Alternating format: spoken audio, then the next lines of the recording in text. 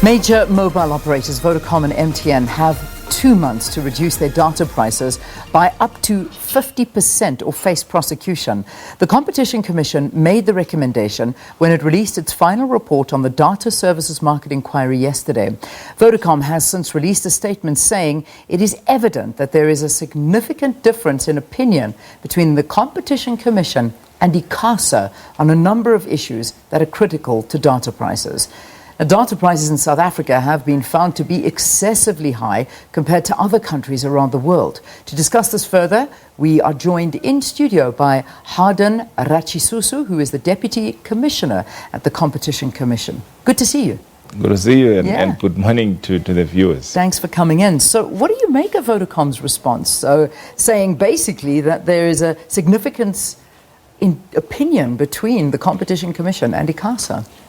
Yeah, we have noted the statement by Vodacom. So what we make of it, and if you look at it, our report is final. So we have concluded our work as the Competition Commission, and we've given operators, time to comment, and we have considered quite extensive pieces of information. So we are comfortable with our findings.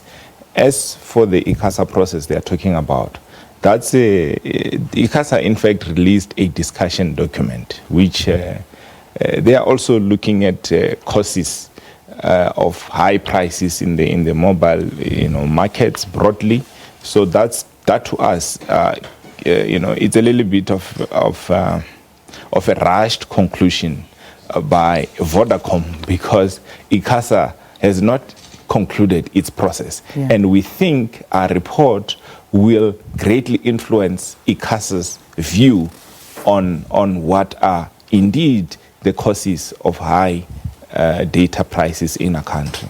So just to take again a little bit of what Vodacom has said about ICASA, concluding from its analysis of international mobile data prices, I'm just going to quote from what they're saying. South Africa's prices are neither extremely high nor very low in relation to other African countries or compared to countries which are more similar to South Africa in terms of their size and level of development. So that's what ICASA had to say. I mean, what role did ICASA play in this final report, and what contribution did they actually make to it? So we did conduct public hearings, and you'll recall that in April we issued a provisional report with provisional findings and recommendations.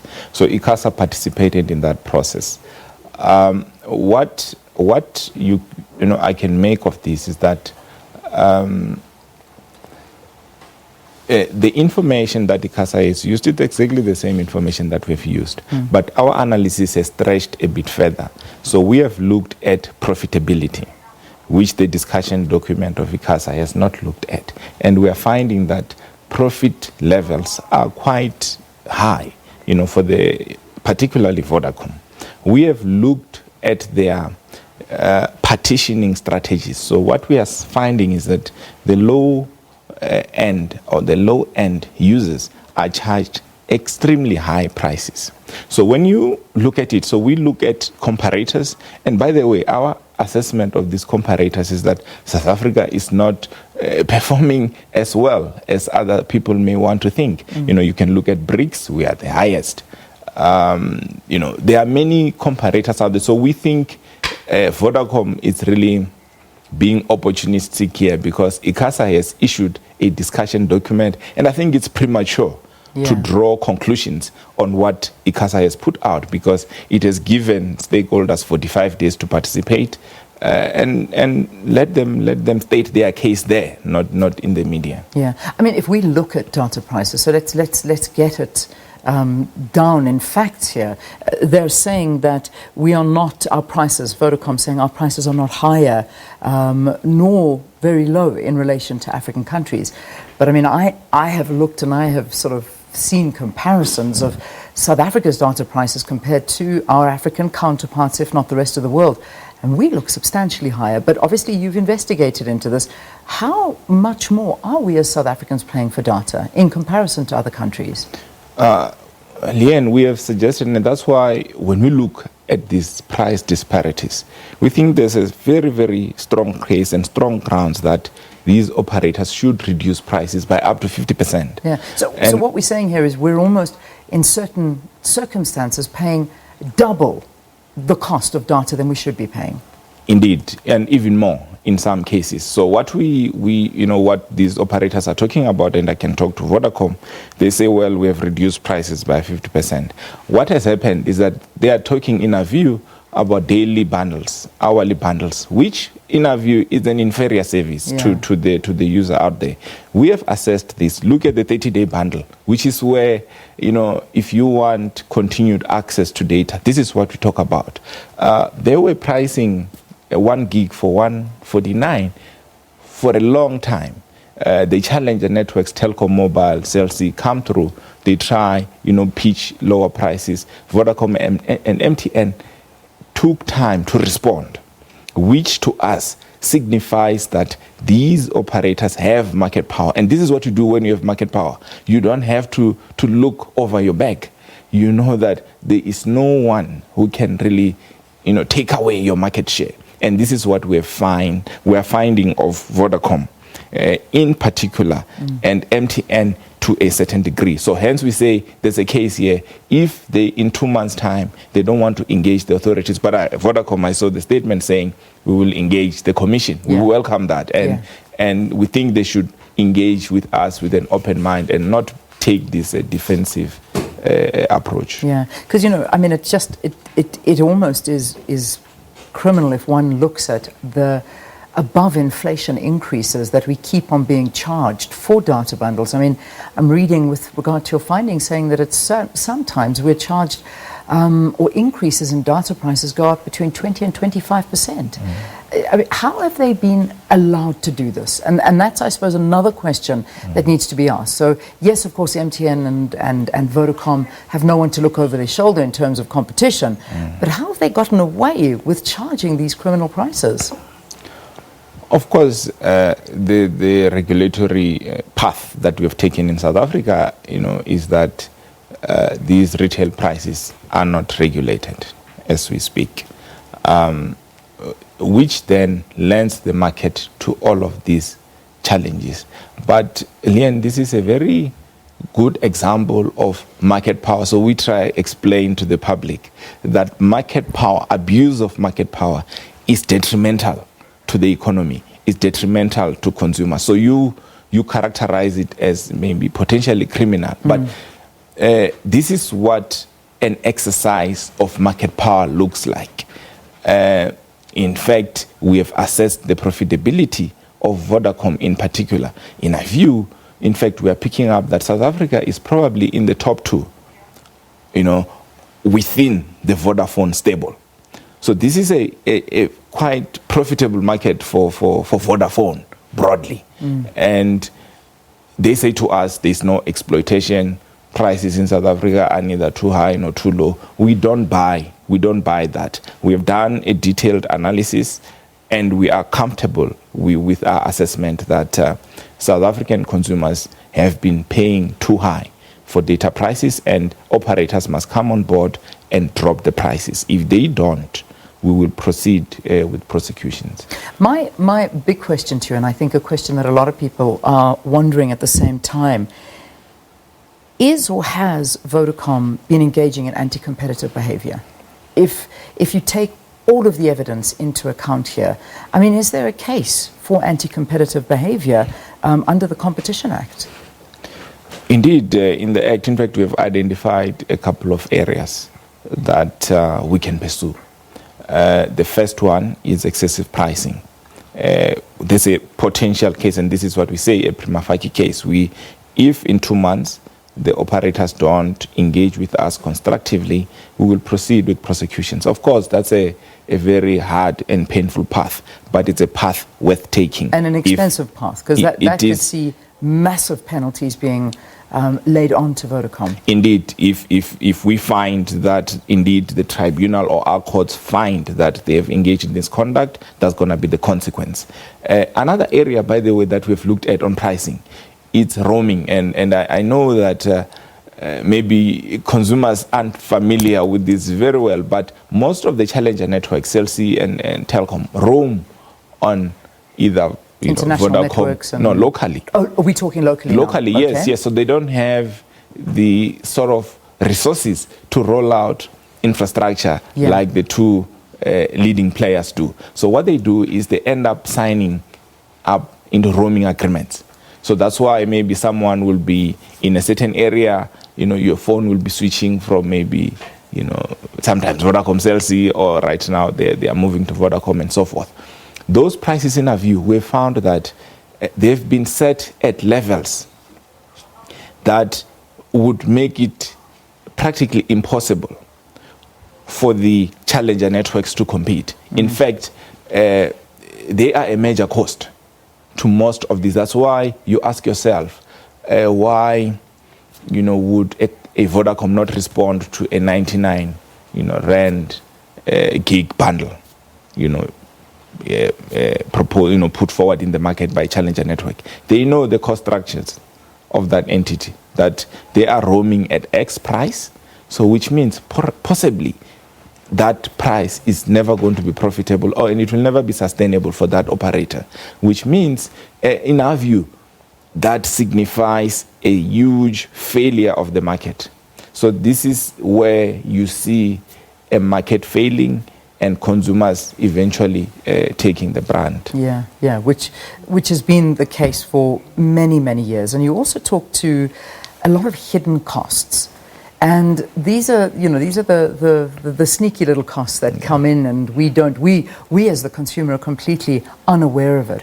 What are these hidden costs that we are paying for that you're referring to?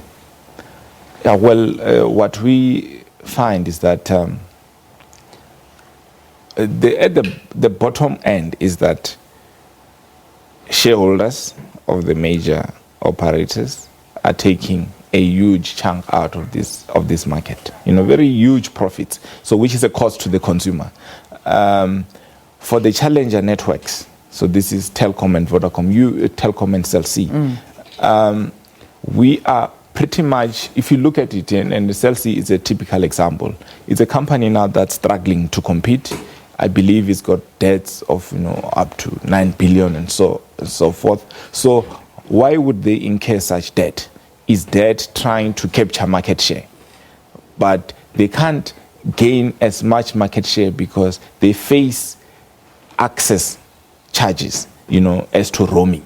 There are, site access. So there are a lot of things that happen around the operations of a mobile network operator, and all of these favor the incumbents. And in our case, that's Vodacom and MTN, who have had significant first mover advantages. So there is a challenge, that we've picked up in this market, that if we don't do anything drastic now, we will never have a competitive market in South Africa. And this is something that we're getting from you, because usually the Competition Commission never really threatens to go the legal route and threatens to do, and there's a lot of threats coming from the Competition Commission, who usually like to sort of make their recommendations and kind of say, this is our findings, and this needs to be adjusted. But it appears that the Commission is very serious about this, and if within 2 months there isn't a change, you're going that legal route, and you will start imposing fines. It's quite an aggressive stance to be taking.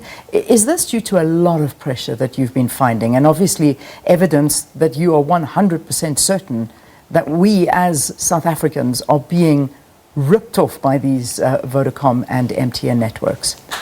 Leanne, for the custodians of competition or competitive markets in the country, we are even more like maybe doctors for patients. When you go to hospital, if it's an ICU case, you will see the tone of doctors changes.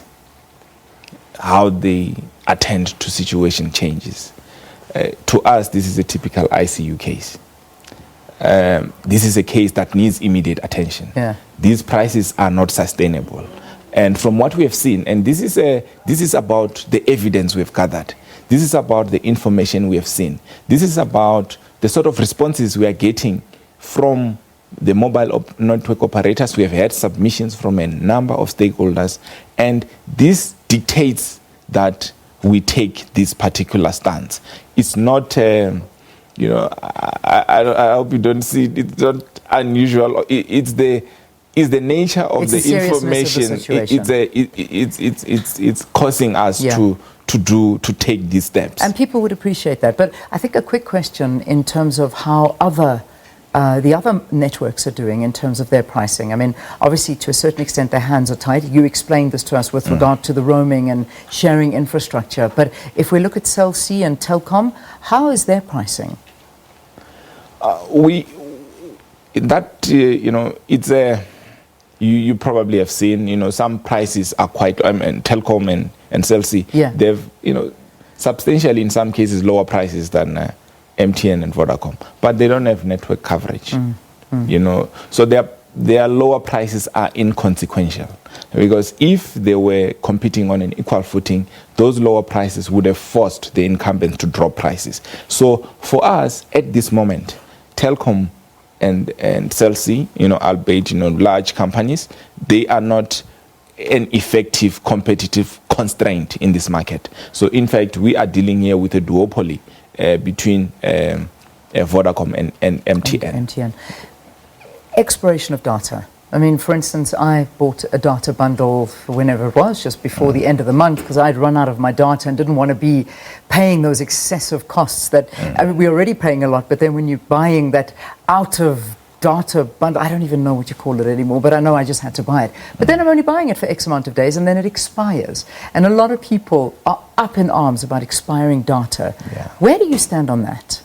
So fortunately, this is an area where our sector regulator, ICASA, has taken on board, and they did release, end user subscriber regulations, if they are called that. So they are attending to it, that now when your data, it's about to, I think there are some rollover, commitments that the operators have made, but I think ICASA can explain that very well. So it's not something that we focused on in this inquiry, because it has been attended to. But if the regulations, have not taken effect to the point that, is still a concern, I believe ICASA will take, appropriate remedies and steps to fix this. So just finally, as we wrap up the conversation, just in a summary, 2 months now you have given, it is correct, 2 months, you've given MTN and Vodacom to come back with slashed prices by between 30 and 50%. If they do not do that, which already Vodacom, you could sense from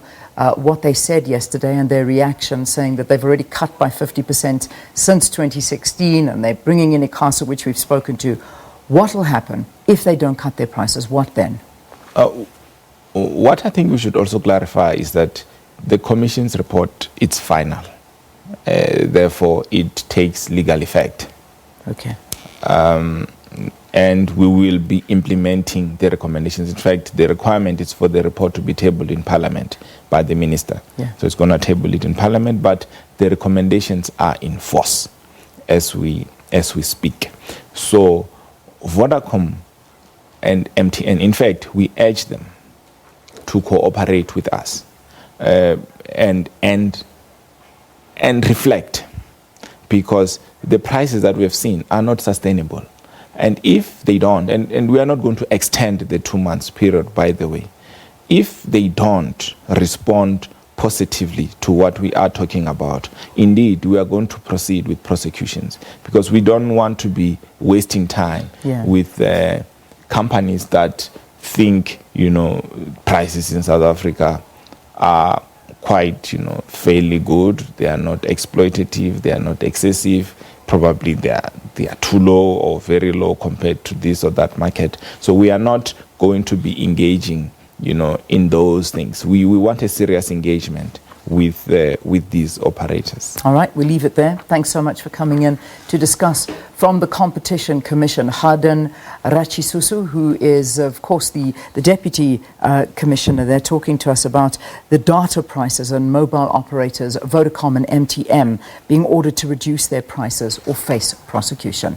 It's 7 o'clock. Sakina's got our news details.